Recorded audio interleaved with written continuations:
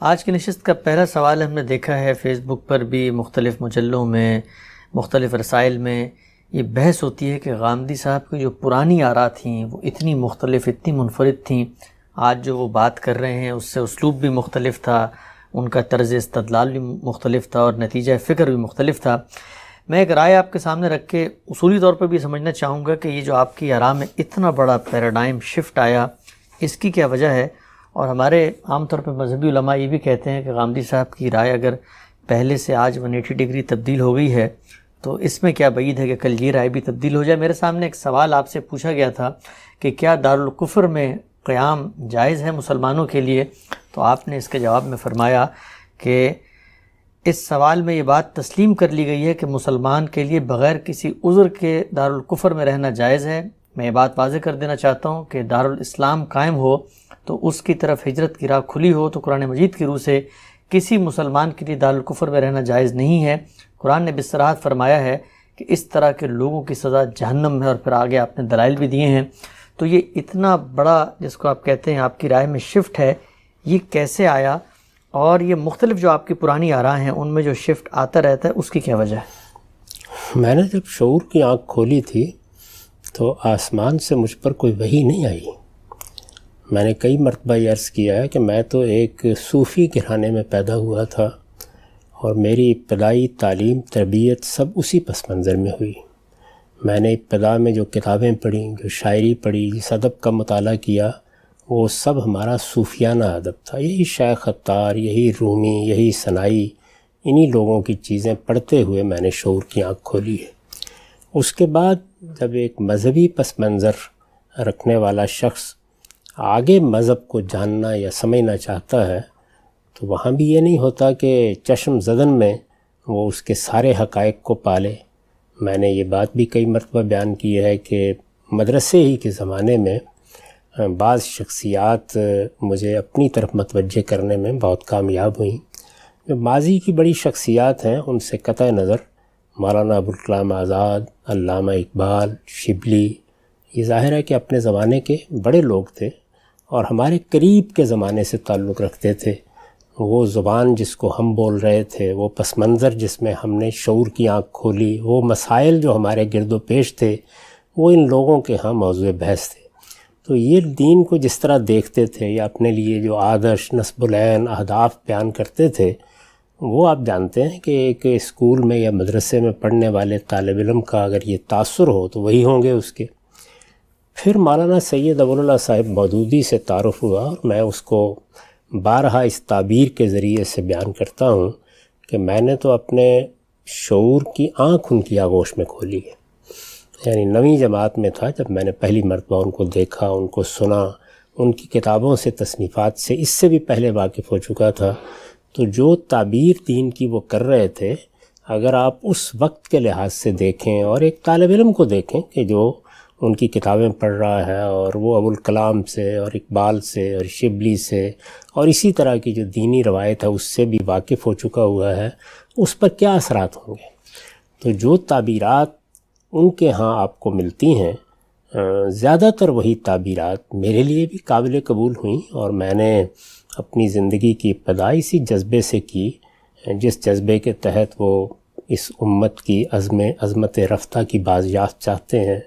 ان کے ہاں جو طاغوت کا تصور ہے، ان کے ہاں جس طرح دارالکفر، دارالحرب اور اس طرح کی تعبیرات ہیں، وہ ہماری فکر میں بھی ہیں، لیکن یہ کہ ایک مسلمان کو کس طرح دیکھنا چاہیے معاملات کو، اس کا ایک شعوری اظہار یہ ظاہر ہے کہ سب سے پہلے انہی سے مستعار ہوا۔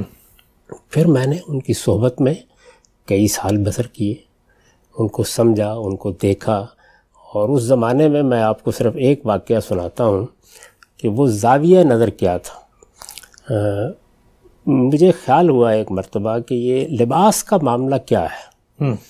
ایسا ہوتا ہے نا، اس وقت میں ابھی کالج میں پڑھتا تھا کہ لباس کا معاملہ کیا ہے، یعنی کیا واقعتاً ہمارا کوئی خاص لباس ہونا چاہیے، یعنی مسلمانوں کا لباس یا پاکستانیوں کا لباس، یہ کوئی ہے مسئلہ اس طرح کا؟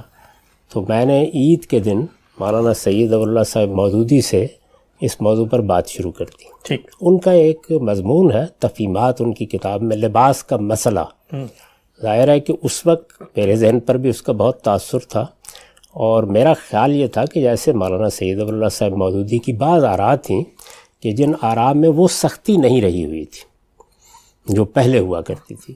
مثال کے طور پر قیام پاکستان سے پہلے ان کا نقطہ نظر یہ تھا کہ یہ جو حکومتیں ہیں جب تک کہ یہ اللہ کے دین کی بالادستی قبول نہ کر لیں، ان میں کسی ڈاکخانے کی ملازمت بھی جائز نہیں ہے. اچھا. اور وہ اس کو طاغوت کی ملازمت سے تعبیر کرتے تھے. بلکہ پاکستان بننے کے بعد بھی انہوں نے یہ کہا کہ اگر یہ ریاست کلمہ نہ پڑھ لیتی تو پھر اس کی فوج میں خدمات انجام دینا، اس کی عدلیہ میں خدمات انجام دینا یہ کس طرح جائز نہیں تھا. تو ایک خاص فکر تھا نا جس میں وہ بات کر رہے تھے. تو لباس کے مسئلے میں بھی انہوں نے اپنی ایک رائے بیان کی ہے اس میں، اور اس میں بڑی سختی ہے. تو مجھے خیال ہوا کہ اس کے بارے میں بات کی جائے. یہ غالباً یعنی جہاں تک مجھے اب یاد پڑتا ہے یہ کوئی 92 کی بات ہوگی، 90 91 92 کی، یا اس سے کچھ کم و بیش پہلے یا بعد. تو میں نے ان سے پوچھا تو انہوں نے کہا کہ معاف کیجیے گا، یعنی یہ 72 73 کی بات ہوگی، کیونکہ 79 میں تو ان کی وفات ہو گئی. تو میں نے ان سے پوچھا تو انہوں نے کہا کہ اگر کسی وقت ہماری حکومت قائم ہو تو پہلا حکم یہی جاری کیا جائے گا کہ لباس کیا پہننا ہے. کہ لباس کیا پہننا ہے. اس لیے کہ یہ تو اصل میں کسی قوم کی شناخت اور تہذیب ہے. اگر یہ درست نہیں ہے تو کیا چیز، یعنی یہ آپ اندازہ کیجئے کہ یہ ایک سوچنے کا زاویہ ہے نا. اور وہ بہت اخلاص کے ساتھ، بڑی دیانتداری کے ساتھ اس طرح کی بعض چیزوں کے بارے میں ایسا ہی نقطہ نظر رکھتے تھے. تو یہ دارالکفر کیا ہوتا ہے، دارالحرب کیا ہوتا ہے، دارالاسلام کیا ہوتا ہے، اس کا ایک فقہی پس منظر ہے. ظاہر ہے اس کا بھی ذہن پہ غلبہ تھا، اور اسی طرح ان آراء کا بھی. تو اس کے پس منظر میں انہی چیزوں کو دین سمجھتا بھی تھا، بیان بھی کرتا تھا، اور اس کے اوپر وہ شدت بھی موجود تھی جو عام طور پر مذہبی لوگوں میں یا مذہب سے وابستہ لوگوں میں یا مذہبی تحریکوں میں کام کرنے والوں کے یہاں ہو جاتی ہے. ابھی پچھلی دنوں میں نے مولانا وحید الدین خان صاحب کے بارے میں بات کرتے ہوئے عرض کیا تھا کہ ایک جلیل القدر اور ایک عظیم ہستی ہونے کے باوجود بعض چیزوں میں جب انہوں نے دعوت کو اپنا اصل موضوع بنا لیا تو ایک انتہا پسندی پیدا ہو گئی. تو یہ ہمارے ہاں بھی موجود تھی، اور یہ ساری چیزیں جتنی ہیں ان میں سے گزرتے ہوئے پھر یہ ذوق پیدا ہوا کہ دین میں تحقیق کی جائے. اور میں اس بات کا اعتراف کرتا ہوں کہ میں اس جانب متوجہ نہ ہوتا، اس لیے کہ میری اس وقت زیادہ دلچسپی فلسفے سے، ادب سے اور اس طرح کے بعض چیزوں سے تھی. یہ میرے جلیل القدر استاذ کا فیض ہے کہ انہوں نے مجھے قرآن مجید سے محبت کی طرف آمادہ کیا، قرآن کی اہمیت مجھ پر واضح ہوئی، اور پھر میں قرآن مجید کے لیے یکسو ہو گیا. تو اب پھر کوئی 20 سال تک میں نے اس کو اپنے غور و فکر کا موضوع بنایا. 1990 میں میں نے اپنی کتاب میزان لکھنا شروع کی ہے. تو اس میں زمین و آسمان میں تغیرات ہوئے، تبدیلیاں ہوئیں. میں ایک دوسرے فکر کے تمام اطلاقات اور اس کے تمام جو پہلو تھے ان پر آہستہ آہستہ کام کرتے ہوئے اب واضح طور پر بہت سے نتائج تک پہنچ گیا. ان کو بیان کر رہا ہوں. تو یہ میری داستان ہے، میں ماں کے پیٹ سے نہیں پیدا ہوا تھا. ٹھیک، ہم سب بہت ہی تفصیل اس طریقے سے. یہ بتائیے گا کہ لوگ عام طور پہ یہ بھی کہتے ہیں کہ یہ جو فکر میں تغیر ہوا اس کو ارتقاء سے تعبیر کرتے ہیں، تو یہ کیوں نہیں کہا جا سکتا کہ جو آپ کے خارجی حالات تھے، جو زمانے کی ایک رت تھی وہ بھی تو بدل رہی تھی دنیا میں، یہ نیشن اسٹیٹ کا تصور ہے، اور پھر اس کے بعد یہ انلائٹنمنٹ اور جمہوریت اور اس طرح کی باتیں، خود پاکستان میں بھی یہ روشن خیالی کی تحریکیں اٹھی ہیں. تو اس پہ خارج کے کیا حالات بھی اثر انداز ہوئے آپ کے افکار اور آپ کی آراء میں تبدیلی کے وجہ سے؟ ان میں سے کون سی چیز ہے جو نئی آئی تھی؟ یعنی اس سے بہت پہلے سائنس سے غیر معمولی مروبیت کا زمانہ گزر چکا تھا. سر سید احمد خان کی تحریریں ہم نے اسکول کے زمانے میں پڑھ لی تھی، جن میں یہ بتایا گیا تھا کہ یہ کتاب فطرت ہے، یہ کتاب الہی ہے، دونوں کے درمیان کوئی تضاد نہیں ہو سکتا. بہت سی چیزیں جیسے ملائکہ، جن کی معلوم نہیں کیا کیا توجیحات ہو چکی تھیں. تو اگر یہی صورتحال تھی تو پھر تو وہاں سے ابتدا کرنی چاہیے تھی. میں نے تو خالص مذہبیت سے ابتدا کی، یعنی مذہبیت کی جو ہمارے ہاں رائج تعبیر ہے اس کی سب سے بڑی صورت ہمارے سامنے صوفیانہ تعبیر کی شکل میں آتی ہے، وہاں سے ابتدا کی. اس کے بعد دین کی سیاسی تعبیر، جیسے کہ مولانا سید ولی اللہ صاحب مودودی کے ذریعے سے اس کے تمام پہلو سامنے آئے. تو یہ میرا پس منظر ہے، اس پس منظر سے اٹھ کے آدمی غور کرتا ہے، تحقیق کرتا ہے. باقی رہ گئی یہ بات کہ فلاں چیز باعث بنی، فلاں چیز باعث بنی، بے شمار چیزیں غور و فکر کا باعث بنتی ہیں. یعنی آپ کے غور و فکر کا باعث بسا اوقات ایک سوال بن جاتا ہے. ایک بچہ آپ سے ایک بات پوچھتا ہے تو پہلی بار آپ کو توجہ ہوتی ہے کہ اچھا اس کی بھی تحقیق کرنی چاہیے. تو ماحول بھی اس کا باعث بنتا ہے، گرد و پیش کے حالات بھی باعث بنتے ہیں. بس یہ ہے کہ اس میں دو رویے ہوتے ہیں، اور وہ یہ ہے کہ آپ کو کوئی چیز بھی اس جمود سے ہٹانے کے لیے تیار نہیں ہوتی جس کو آپ نے اپنا مذہب بنا لیا ہوتا ہے. اور ایک دوسرا رویہ یہ ہے کہ جب سوال پیدا ہوا، جب حالات میں کوئی تبدیلی آئی، تو آپ آمادہ ہوئے کہ آپ غور کریں. غور کرنے کے بعد کیا آپ نے بربنائے دلائل رائے قائم کی ہے؟ تو میری جو آراء ہیں ان کے لیے میں استدلال رکھتا ہوں، دلائل دیتا ہوں. وہ دلائل ہیں جن کو موضوع بننا چاہیے. اس طرح کی باتیں تو میرا چونکہ یہ مزاج نہیں ہے، پلٹ کے میں بھی کہہ سکتا ہوں کہ آپ نے رجت پسندی کو مذہب بنا لیا ہوا ہے، آپ اسی میں جیتے ہیں. آپ نے قدامت کے ہاتھ پر بیعت کی ہوئی ہے، قدامت پرستی کا جنون ہے جس میں مبتلا ہیں. آپ دنیا جہان اس میں آنے والے تغیرات کو آنکھ اٹھا کے دیکھنے کے لیے تیار نہیں ہیں. لیکن میں ایسی باتیں نہیں کہتا، اس لیے کہ اصل چیز یہ ہے کہ آپ نے دلیل کیا دی ہے. تو یا کوئی چیز قول سے صادر ہوگی یا فعل سے صادر ہوگی، اس کا جائزہ لینا چاہیے، استدلال کی روشنی میں بات واضح کر دینی چاہیے.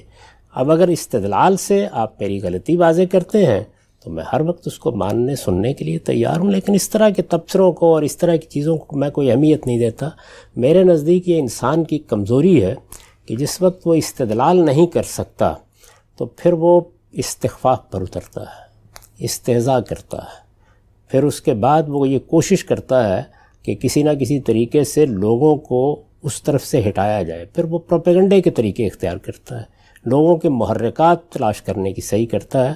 تو میں اس کو ایک کمزوری سمجھتا ہوں. آپ کے علم میں ہے کہ میں نے آج تک جن لوگوں سے مجھے بہت شدید اختلاف ہے، جیسے مولانا سید ابو اللہ صاحب مودودی کی سیاسی تعبیر ہے، جیسے سید احمد خان کی بہت سی آراء ہیں، لیکن کبھی اس طرح کا کوئی جملہ میں نے نہیں کہا. میرا جو قاعدہ ہے وہ یہ ہے کہ اگر مجھے کسی پر تنقید کرنی ہے تو سب سے پہلے میں ہر جہت سے اس کی رائے کو متعین کروں گا. یعنی یہ نہیں ہے کہ ایک بات دائیں سے سنی، ایک بائیں سے سنی، کسی جگہ کے اوپر کوئی دو جملے سن لیے اور اس کے بعد میں اس پر مضمون باندھ دوں. سنوں گا، غور کروں گا، دیکھوں گا، اس کے استدلال کا جائزہ لوں گا. ہر پہلو سے جائزہ لینے کے بعد پھر یہ بھی متعین کروں گا کہ کوئی بات اجمال میں کہی گئی ہے تو اس کی تفصیل کیا ہے، کسی بات میں کوئی دو فکروں میں جواب دیا گیا ہے تو اس کے پس منظر میں دلائل کیا ہے.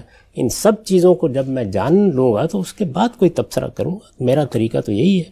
باقی لوگ جو طریقہ اختیار کیے ہوئے ہیں وہ ان کو مبارک، ان کے حق میں دعا کرتا ہوں.